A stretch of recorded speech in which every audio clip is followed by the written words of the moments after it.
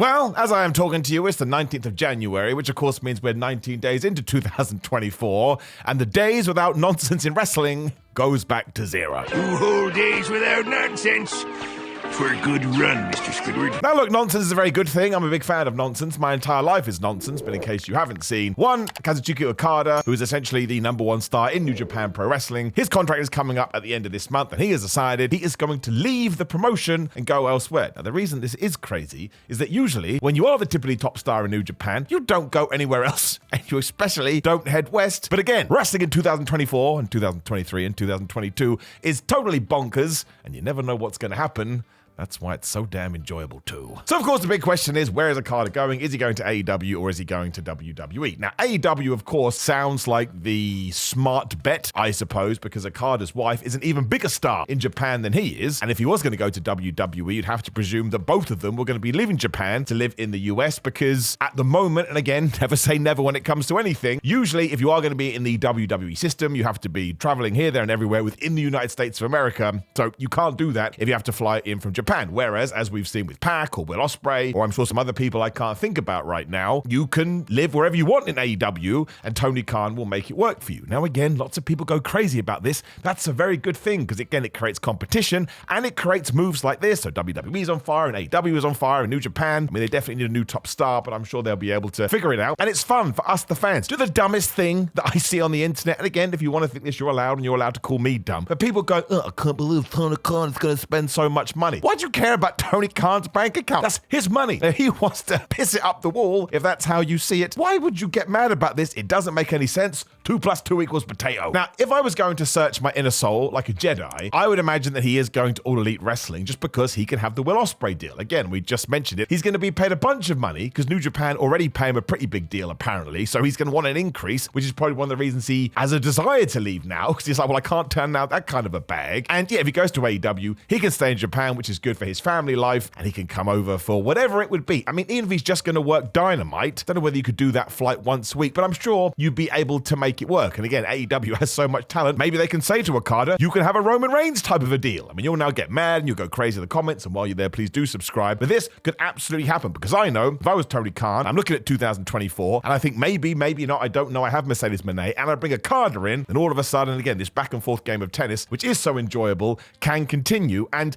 it's not like there aren't a bunch of ready-made feuds. You could do the next Okada versus Kenny Omega in AEW. People would love it. Did you see Ospreay versus Okada from Battle in the Valley the other day? It was so damn good. One of the matches of the year already. So you could do that. And then there's Hangman Adam Page. There's Jon Moxley. There's Samoa Joe. There's Hook. I mean, there's a bunch of people. We could do this all day, so I'll just leave it there. So it's not like we don't have dream matches, and you could even put them in some kind of a tag team and do something against the Young Bucks, which would also be absolutely incredible. And I don't really mind in which direction it goes, because it's going to be fascinating. But of course, the counterpoint to all of this, I don't think the timing works out. I'm pretty sure that one, his contract doesn't expire till January 31st, which would be past the Royal Rumble. But also two, I do believe he's still committed to do some dates in February for New Japan. So anyone that's going, oh, he's going to be number 30 in the Rumble, look, man, that would be amazing. If you got that coin drop and then all of a sudden Okada came out at the Royal flipping Rumble, especially when a bunch of other stuff could be happening too, yes, that would be an all-time moment. But I don't think the maths works. But still, if he did go to WWE, that would also feel like a seismic shift, not only because back in the day, if you were a foreign talent, to use that kind of a word, and you went into Vince McMahon's WWE, he would treat you not very well, right? Let's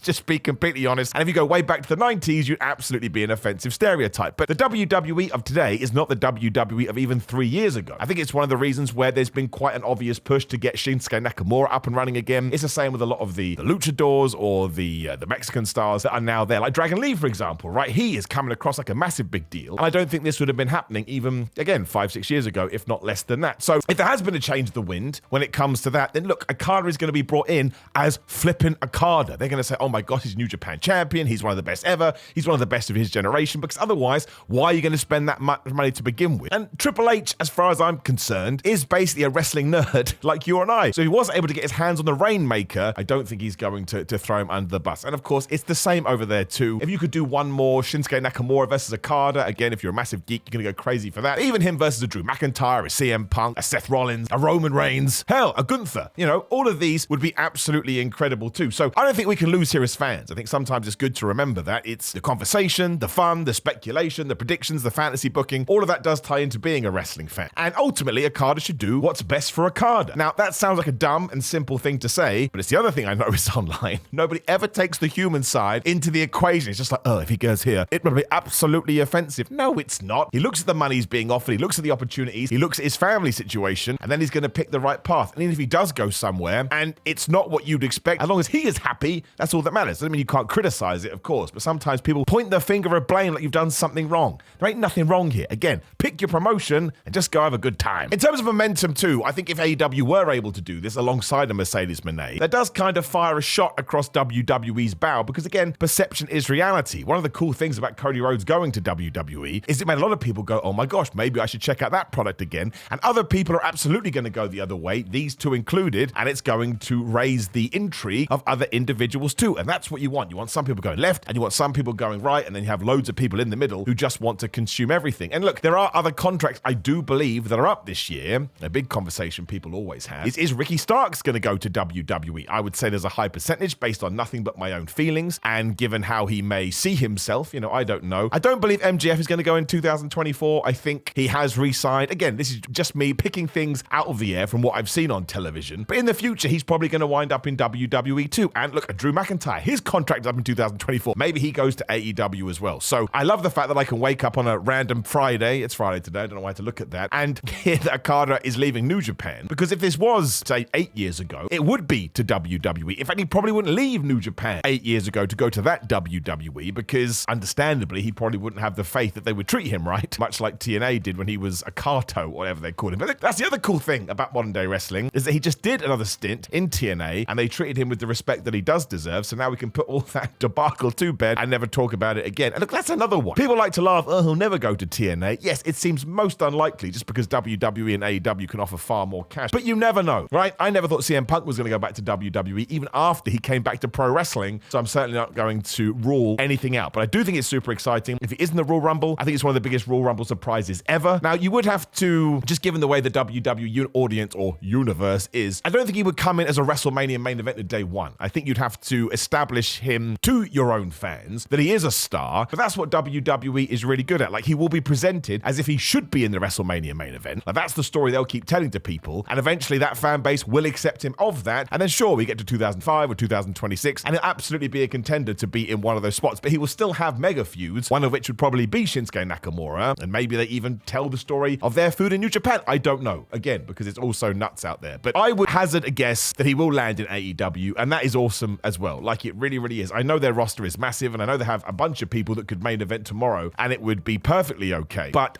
you don't turn down a sign like Okada, right? You just don't. He has too much legacy, and he's just too good. And he's only 36 years old, so over the next 5 years, he's probably going to get even better, and that's maybe why he wants to do it now. Maybe he comes over here till he's 40, he takes a 3-year or 4-year deal, and then he goes back to New Japan as the returning hero. I can absolutely see that, although it is quite funny that Tanahashi is now the president of New Japan, and he got rid of his old rival. Although I do believe Okada's last match is against Tanahashi, I believe in Osaka or somewhere like that, and if he does lose to Tanahashi before coming over here, well, that's pretty cool as well, and it's a nice way to sort of go out of your back, as they do say. But I don't understand why people are so, a lot of people seem down on wrestling at the, not on wrestling at the moment, on AEW mostly. Like, maybe it's just because of the way that my algorithm or social media is constructed, but I've seen so many people going, oh man, I can't believe Hook kicked out of 1 in that Samoa Joe match. Firstly, it did really well in the ratings, so people are intrigued. And 2, why wouldn't you want somebody to kick out of 1? Like, if you want to go back to being nerds, actually it wasn't 1. Samoa Joe was a bit arrogant when he hit the muscle buster, and if you count it, it's about 8 seconds, right? So if you want to throw that in there, you can. But also, it is pro wrestling. I love it when we do the one spot. Like, you shouldn't do it over and over again. But in that moment when Hook had basically been murdered, and you wanted to give him a bit of fire and tell everybody, hey man, one day this guy could be the AEW World Champion, having him kick out of 1 does not ruin the muscle buster. Also, if you're saying that, you don't actually mean it. And there goes time when I do mean it. You're gonna get mad at me? Fine, let's have a fight. Let's have a verbal fight. But you don't have real problems. That is the coolest thing about pro wrestling, is that you can make that decision. And some people have been comparing it to the one-winged angel. Kiss my tuchus. It's not the same. Kenny Omega from day one was like, right, you're gonna kick out Ibushi, okay? Now nobody else is until I decide it's gonna happen. I have seen loads of people kick out in the muscle buster. Muscle buster! Got it! Finn Balor! Finn Balor kick including in WWE. I'm not saying that was a good idea, but I'm saying it has happened. So let's not all of a sudden throw the baby out of the bathwater in 2024. And look, sometimes we do make mistakes when it comes to things like that, but it's still not a big deal. It's Samoa Joe. Have you heard the interviews he's been doing all week? He comes across like a damn hero. He is so good in this position, and I'm genuinely happy that we have given him the ball and allowed him to run with it, to the point, even if he was meant to be a transitional champion, and again, the Samoa Joe character is so good, he would be able to handle that. I would now extend it for 4 weeks, 6 weeks, 8 weeks, maybe a good old 12 to 16 weeks, because he is just smashing it right now. And just the way he sold everything Hook gave him, and then he did the same with Hangman Adam Page and Swerve Strickland, where he kind of gave that look like, man, this is becoming a little bit of a problem for me, because now I have to take on 2 guys instead of 1. Well, I just thought that whole episode of Dynamite was great. And now you go, Simon, you're too positive. It's a real bind. It's a real bind enjoying wrestling. I wake up every day and I'm a sad panda. But anyway, getting back on track, I will lay it on the line and I will say that I think Okada is going to AEW. But if I'm wrong, I'm still going to win, because maybe he does pop up in the damn Royal Rumble. I mean, this year's Royal Rumble could be, on paper, at least going into it, the most unpredictable Royal Rumble ever. And I think if we are able to get everything right, which is difficult, again, you've got to deal with 30 people here, the men's Royal Rumble could be one of the best ever. And I think it's the same for the women's as well. I think there's less potential winners of the women's one, but that's okay, because even if Becky Lynch did win and then goes, I'm going after you, Rhea Ripley, well, that's absolutely fabu too. And also, you can tell the Cody Rhodes-esque story where she isn't able to do it. Maybe Nia Jax screws her out of it again, and she wins the Elimination Chamber. That's fine too, as long as she does get to Mania itself. And then, as for the men's, yeah, I mean, who knows? There is news going around today that apparently Seth Rollins has been taken off the house show circuit for the weekend. So I just hope, I really, really do hope he's okay. If anybody has deserved their main event of WrestleMania, again, check the video from the other day. It is Seth Rollins, so I'll keep my fingers crossed for him. And look, mate, if he's out for a long time, maybe that strengthens WWE's resolve that they should go after somebody like an Okada. I don't know, but we will watch this space. Either way, I think wrestling is super duper fun right now, and long may it continue. Now, please do interact with the video as much as possible. You can go to GorillaMind.com/Simon. Just go to something to get 10% off. These are fitness products that I am in for. They're very, very, very good. Pro Wrestling Tees and Samson Athletic for t-shirts. A lot of people put the 1-2-oo t-shirt this week. Thank you very much.